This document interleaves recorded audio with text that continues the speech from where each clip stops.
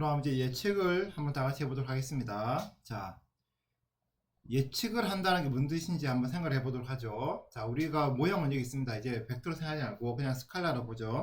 그러니까 매 시점마다 또는 이제 각 인디비주얼마다 이게 모형이 이렇게 있습니다. YT가 있고 YT가 있고 이제 설매면수가 있겠죠. 그 설매면수가 있을 겁니다. 얘는 이제 컬럼 벡터니까 트랜스포즈 해주고 베타 더하기 에러 텀이 있겠죠. 에러 텀이 이렇게 있을 겁니다. 그죠? 이게 이제 t가 이제 1부터 해서 이제 캡티까지 있는 거고요. 그죠? 그 얘로부터 이 관측된 t의 observation으로부터 우리가 베타와 시그마 제곱 의 포스테리어를 우리가 도출합니다. 그죠? 여기서 우리가 예측을 한다는 거는 y 캡 t 플러스 1을 예측하는 겁니다. 그죠? 그럼 우리가 갖고 있는 데이터는 뭡니까? 우리가 갖고 있는 데이터는 이제 t 시점까지 observation이죠. 그걸로 저는 이제 대문자 y라 하겠습니다. 그냥 y라 그러고, 물론 x도 여기 포함될 수도 있고 안 될 수도 있습니다. x가 이제 스트릭트리 익사이즈라서 한 경우에는 포함 안 될 거고, 얘도 이제 확률 배수인데 실현됐다면 얘는 포함되는 거겠죠. 여기 있습니다. 그리고 이 안에는 여기 안에는 요 안에는 뭐도 포함되어 있냐면 요 안에 뭐도 포함되냐면 x 캡 t 플러스 1도 포함이 되어 있습니다. 왜냐면 얘는 이제 외생 변수고, 이 x 캡 t 플러스 1이라는 뜻은 뭐냐면 내가 y 캡 t 플러스 1을 예측하고자 하는 시점에 얘는 이미 available 하다는 소리입니다. 예를 들어서 우리가 이제 다음 분기에 GDP를 예측한다. 그러면 다음 분기 GDP가 y 캡 t 플러스 1이고, 다음 분기 GDP를 예측할 때 사용하는 설매 변수가 이번 분기에, 이게 설매 변수라는 게 예를 들어 이번 분기의 GDP다. 그러면 얘 안에는 이제 y 캡 t가 되는 거죠. 그러니까 이 아래 첨자 캡 t 플러스 1이라는 거는 y 캡 t 플러스 1을 예측할 때 사용된다는 뜻인 거지, 캡 t 플러스 1 시점에 실현된다는 뜻은 아닙니다. 아시겠죠? 자, 또는 이제 캡 t 플러스 1 인디비주얼이 나타나야 그 사람의 y랑 x가 동시에 관측된다는 뜻이 아닙니다. 그죠? 그 캡 t 플러스 1, 이 캡 t 플러스 한 번째 observation 또는 이제 인디비주얼이 나타나기 전에 하는 소리는 이제 그 값의 캐릭터리스틱 y가 나타나기 전에 이 그것의 이제 x 값은 이미 알려져 있다고 가정하고 있는 겁니다. 아시겠죠? 자, 그렇지 않다 그러면 사실은 y와 x를 동시에 예측을 해야 되거든요. 이제 그거는 이제 이번 학기에 다루진 않습니다. 자, 그건 다음 학기에 우리가 다루게 되고요. 자, 어쨌거나 지금은 헷갈리지 마실 거는 이 캡 t 플러스 1이라는 게 특히 이제 시계로 생각해버리면 내가 캡 t 플러스 2 시점에 가서 실현되는 건 아니다. 아시겠죠? 그러니까 이게 얘를 예측할 때 사용되는 설매 변수라는 뜻이고, 얘는 이제 얘를 관측하기 전에 얘를 내가 예측하고자 하는 시점에는 얘는 available 하다고 가정하고 있습니다. 또는 이제 얘를 예측하고자 할 때 available 한 데이터를 이 안에 다 넣었다는 소리입니다. 아시겠죠? 그러니까 애초에 우리가 모델을 세팅할 때, 이렇게 모델 H를 세팅할 때 이런 것도 감안해서 세팅해야 됩니다. 그때 세팅하는 소리는 뭐냐면, 그걸 감안해서 우리가 설매 변수를 우리가 선택을 해야 되는 거죠. 이렇게. 자, 그러면 이제 예측한다는 무슨 뜻이냐? 다시 쓰면, 우리 예측한다는 y 캡 t 플러스 얘는 확률 변수인데 당연히 실현 안 됐으니까 기분 y 얘를 도출하는 거예요. 그리고 베타와 시그마 제곱, 얘는 주어졌습니다, 안 주어졌습니다. 얘는 안 주어진 걸로, 그죠? 자, 우리가 도출한 건 얘의 분포입니다. 얘 y 캡 t 플러스 1의 conditional distribution given y, 얘를 우리가 posterior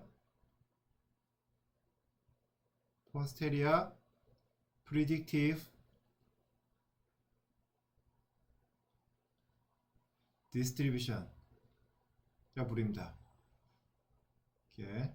자, posterior predictive distribution 이라고 부릅니다. 이건 이제 예측 분포, 사후 예측 분포입니다. 사후 예측 분포라고 부릅니다. 그러면 posterior가 있으면 prior도 있겠죠. prior는 뭐겠습니까? prior는 그냥 y를 안 쓰고 하는 겁니다. y를 안 쓰고 하는 거예요. 자, 만약 y가 없는 경우 prior을 한다 그러면 어떻게 하겠습니까? 프라이 한다 그러면 우리의 모형은 이거죠. 우리의 모형은 이겁니다. y 캡티브 플러스 1은 y의 컨디셔널 디스트리뷰션. 세타가 주어져 있을 때는 얘는 정규 분포입니다. 그죠? 세타가 안 주어질 때면 세타는 게 베타와 시그마 제곱이죠. 얘가 안 주어질 때면 모르겠지만 주어져 있다면 얘는 정규 분포입니다. 정규 분포라서 S 캡티브 플러스 1 프라임의 베타의 시그마 제곱입니다. 그럼 이 세타는 어디서 옵니까? 세타. 이 세타는 이제 프라이에서 오는 거죠.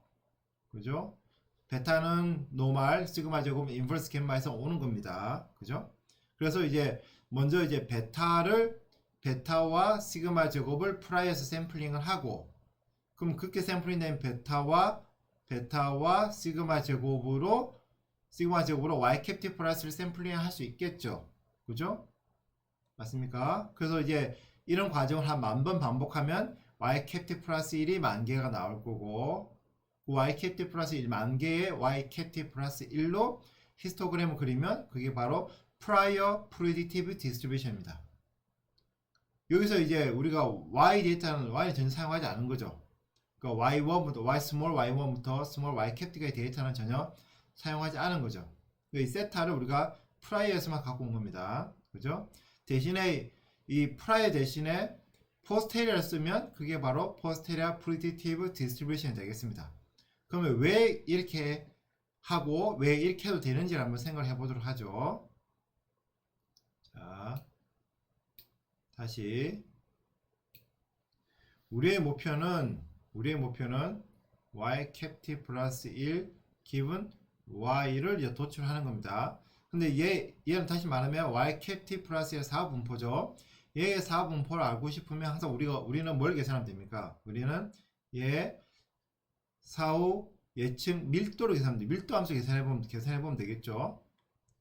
그죠? 세타에 우리가 프라이어 포스테리어를 알고 싶어서 포스테리어 데ን시티를 계산해봤듯이 얘를 계산해보면 됩니다. 자, 그러면 얘는 우리가 y 캡티브 플러스 1과 파라메타의 조인트에서 세타를 인테그럴 아웃 해도 상관없겠죠. 그죠? 그렇다면 얘는 f의 y 캡티브 플러스 1 기분 세타인데 얘를 두 개 쪼개야 되죠. 이거 세타와 y 캡티브 플러스 1이 동시에 발생할 확률이니까 세타가 발생한다는 게 세타 기분 y, 세타가 발생하고 세타가 발생했다는 조건에서 y 캡티브 플러스 1의 발생 확률, 얘를 이제 d 세타 이렇게 해도 되겠죠. 맞습니까? 그죠? 자, 끝입니다. 끝. 자, 이것의 의미를 한번 생각해 보도록 하죠. 이걸 우리가 method of moment를 그러는데 method of composition 부르는데 뭐 이름 중요하지 않고, 자, 이거는 의미를 좀 더 설명하고, 자, 이거 봅시다. 자, 얘의 density를 알고 싶습니다.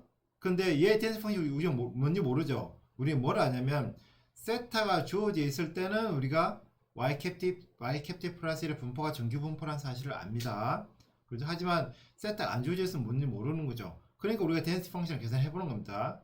그래서 이제 이 자리에는 이제 세타에 이제 포스테리어 들어온 거고, 이 자리에는 이제 y 캡티브 플러스 1의 컨디셔널 디스트리뷰션이 들어오는 거죠. 그럼 얘를 이제 인티그럴 아웃 해가지고 정리하면 됩니다. 뭐에 대해 정리합니까?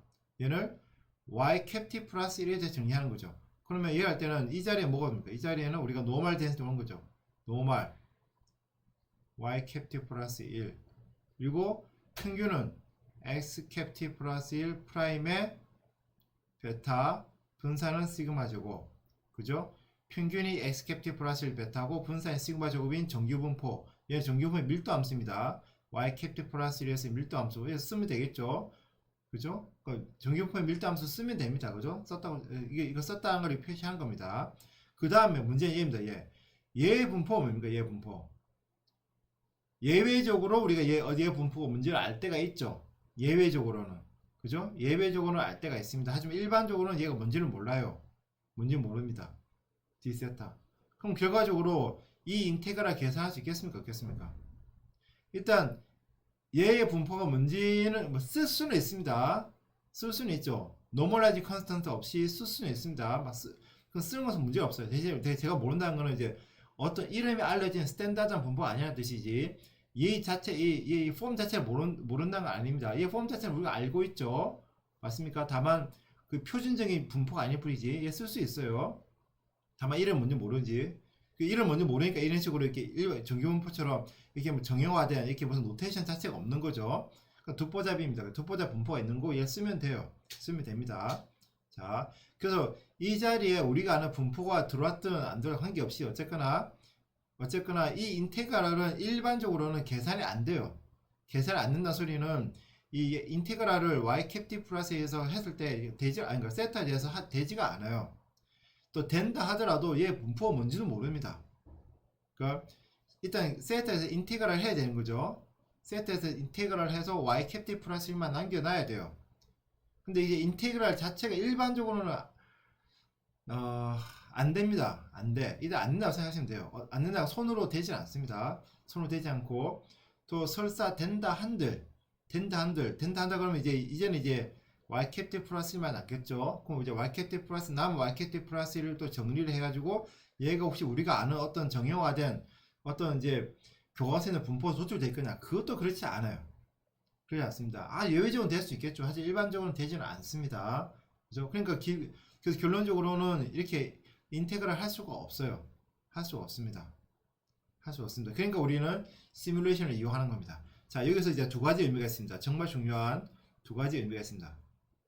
첫 번째가 있고 두 번째가 있고 이제 이 식의 의미, 이 식의 의미라는 거는 요 인테그랄이 안 된다는 거는 그냥 그렇다거나 사실을 말씀드린 거고 제가 말씀드리는 식은 이 식입니다. 이 식. 자, 요 식의 의미를 제가 좀 지금부터 설명드리려고 해요. 자, 이 식의 첫 번째 의미는 뭐냐면 내가 y 캡티 플러스 1의 density를 계산하고 싶다. y 캡티 플러스 1의 density를 계산하고 싶다 그러면 내가 이 방법을 사용해도 된다는 뜻이에요. 그러니까 이거는 이제 y 캡티 플러스 1의 density를 계산하는 방법입니다. density 계산한다는 거는 이 값에 내가 특정한 값을 넣는다는 거죠.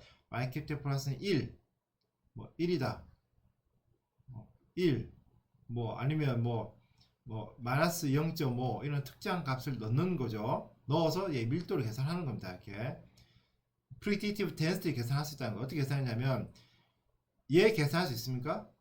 얘를 계산할 수 있고 그렇죠?